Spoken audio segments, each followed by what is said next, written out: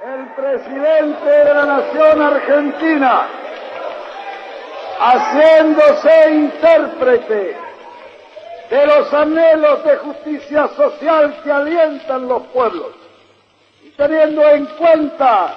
que los derechos derivados del trabajo, al igual que las libertades individuales, constituyen atributos naturales, inalienables e imprescriptibles de la personalidad humana,